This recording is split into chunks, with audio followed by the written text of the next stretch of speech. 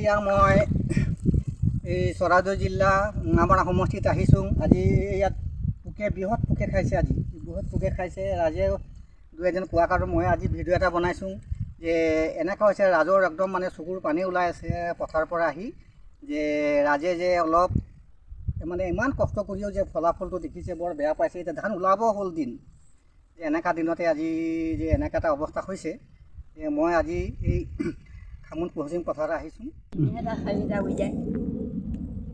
বাইদেউ কি বিচাৰি আছে বাৰু কওকচোন? মই পথাৰত পোক বিচাৰিছোঁ। পোক বানপানীয়েতো গোটেই পথাৰ শেষ কৰি দিলে, এতিয়া পোকেও শেষ কৰি দিলে। এতিয়া আপোনালোকে কি কয় সেইটো আপোনালোকে জানিব। পোকে মানে গোটেই ধান খাই শেষ কৰি পেলালে পথাৰৰ মাজত। অঁ বাইদেউ হেৰি এইটো চৰাইদেউ জিলা মামৰা সমষ্টি নহয় জানো? মামৰা সমষ্টি চৰাইদেউ জিলা আৰু পহুচিং পথাৰ, খামুন পহুচিং পথাৰ।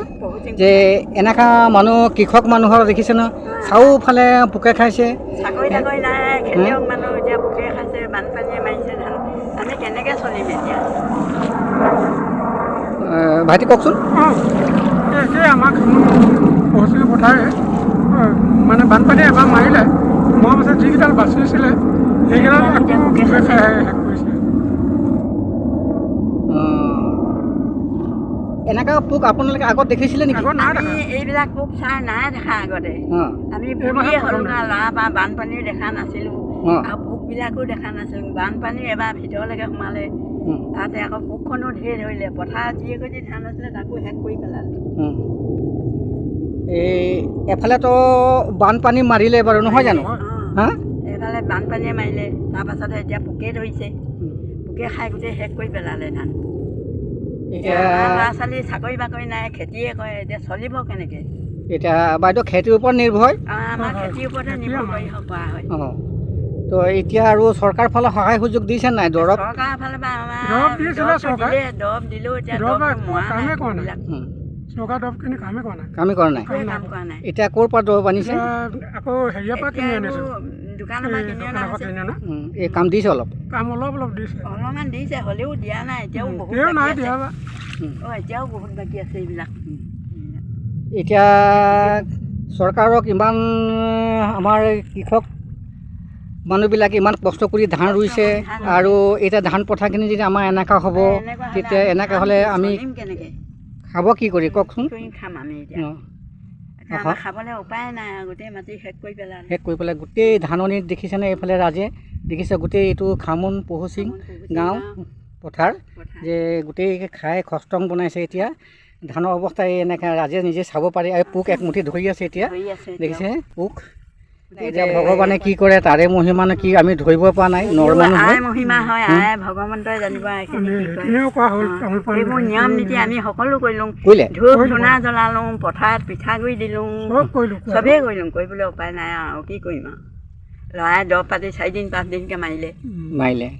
আৰু সেয়া দেখিছোঁ, সেইফালে দেখিছোঁ মই দৰৱ মাৰি আছে, এইখিনি মাৰি আছে গোটেই। এনেকুৱা হ'লে কেনেকৈ চলিব দুখীয়া মানুহে? খেতিৰ ওপৰতে আমাৰ নিৰ্ভৰ নহয় জানো? খেতিৰ ওপৰতে নিৰ্ভৰ কৰি থাকোঁ। এতিয়া কিনি খাবলৈও উপায় নাই। চাওঁ পোককেইটা ক'ৰবাত মিলি আছোঁ, ৰাজে চাব। দেখিছোঁ ওপৰলৈ একদম বিঘাই বিঘাই খাই দিছে ন। এতিয়া কি ক'ব আৰু, উপায় নাই। চৰকাৰে আৰু এইটো বৃহৎ ব্যৱস্থা নল'লে, আৰু চৰকাৰে যে সহায় সুবিধা দিব লাগিব অলপ এই দুখীয়া ৰাইজক নহয় জানো? ইমান কষ্ট কৰি পথাৰ দুবাৰকৈ ধান ৰুইছে, এইবাৰ বানপানীও মাৰিলে এইফালে। উপায় নাই, কষ্ট দেখিছে গোটেই ইমান টকৰ পথাৰ। এইবিলাক দেখিছেনে? এই পথাৰবিলাক খাই খষ্টম কৰিছে, খতম কৰি দিছে। উপায় নাই, উপায় নাই আৰু। দেখিছেনে ৰাজে? অঁ লেটাৰ বান্ধিছে বাইদেউ? অঁ বাইদেউ দুখাৰমান কওকচোন কিবা। এই ক'বলৈনো কি আৰু, এয়া দেখিছে আৰু ইমান কষ্ট কৰি, হয় নহয় বাৰু? হয় বেয়া লাগিছে। কৰিলেনো কেনেকৈ হ'ব বাৰু? ভগৱন্তই এতিয়া এইখন দুখ দিছে। ইমান পইচা পাতি খৰচ কৰি মেলি এনেকুৱা হ'লেনো কেনেকৈ হ'ব বাৰু? উপায় নাই, উপায় নাই। উপায় নাই। তো চৰকাৰক কিবা এটা ক'ব নেকি বাইদেউ? চৰকাৰ আমি সুবিধা বিচাৰিছোঁ আৰু কি কেনেকৈ চৰকাৰে দিয়ে, পইচা পাতিয়ে দিয়ে নে কি দিয়ে নে? দিলে আমি ভাল পাওঁ দুখীয়া মানুহ। আমিতো আৰু ঘৰ কৰিবলৈও একো উপায় নাই, ল'ৰা চাকৰি বাকৰি নাই, খেতিয়ে কৰে। এইকণ কৰিয়ে খাই বৈ এইখিনিকে কৰি খাই বৈ জীয়াই খাই আছোং আৰু ছমাহ খাইছোং ঘৰত, ছমাহ পৰ এনেকৈ চলি আছোং। উপায় নাই আৰু এতিয়া উপায় নাই, উপায় নাই, চৰকাৰে উপায় যি নাই। সুবিধা দিয়ে দিব আৰু। আমিও আজি এই বোকাফালি আহিছোঁ, মাছ পথাৰত দেখিছোঁ, আমাকো বেয়া লাগিছে অৱশ্যে, তথাপিও আমি এই পথাৰৰ মাজতে আছোঁ আৰু ভিডিঅ' কৈছে আইগৰাকীয়ে যিখন কথা কৈছে তাৰ মনত বহুত দুখৰ কথা বহুত দুখ কৈছে। লাগে, ৰাতি হ'লে টোপনি নধৰে, টোপনি নধৰে, ভোক লগাখিনিও তাৰমানে ভোক গধূলি হ'লে চৰি ভাত যায়। খাবলৈ মন নাযায়। চিন্তাত। ক'ত যাব? তো বাইদেউ যি নহওক, ভগৱানৰ আশীৰ্বাদত আৰু চৰকাৰৰ কিবা এটা সাহায্য দিয়ক বুলি আমি আশা কৰিছোঁ। পালে আশা ভাল কৰিছোঁ লাগে কিবা আৰু এটা পালে আমাৰো বোলে যে নাই। খেতি যে এই ভগৱানে নিচিনা যদি দিয়ে। এনেকেতো নেলাগে বাৰু। এতিয়া এনেকুৱা হ'লেনো ল'ৰা ছোৱালীক খুৱাম কি? এয়া মোৰ পথাৰ মাটি দুবিঘা মাটি খেতি কৰোঁ, তাতে ল'ৰাই ইমান কষ্ট কৰিলে, 3বাৰ 4বাৰ হাল বালে, ট্ৰেক্টৰে পইচা পাতি নাই। এতিয়া পোকেও খালে, বানপানীয়েও ধান মাৰিলে, এতিয়া কি কৰিম আমি, উপায় নাই আৰু। এই চিতাটো বাইদেউ গোটেই চিতা নহয় জানো এইটো? এই চিতাটো এইটো গোটেই চিতা, এইফালে এইবিলাক গোটেই চিতা এইবিলাক। আমাৰ হয়, এইটো চিধা আমাৰ। অঁ, চবতে খাইছে, চবতে খাইছে, চবতে খাইছে। সেয়াতো মাৰি দিয়া হৈ গ'ল, হৈ গ'ল।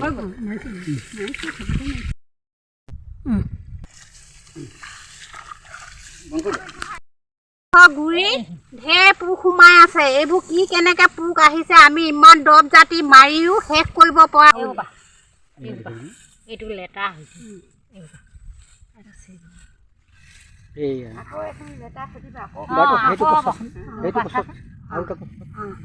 হেৰি আকৌ কি বুলি কয়, এইবোৰ যে হেৰিয়ত চব বাঁহ বান্ধিব এতিয়া।